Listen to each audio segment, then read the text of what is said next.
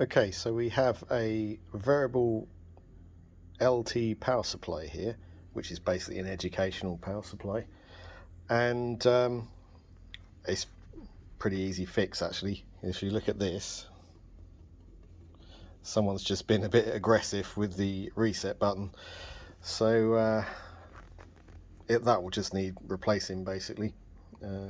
Unfortunately, they're usually a bit bigger, so you have to drill a bit of a bigger hole in the case to get them in, but pretty straightforward really.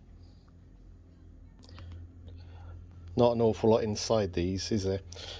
They're so if you can have a look here, you can see someone's actually glued this up before as an attempt to repair it, but it's basically completely loose, so that whole thing will need replacing.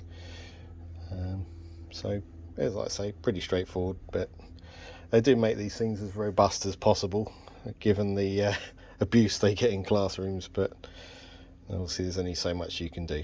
So there you go.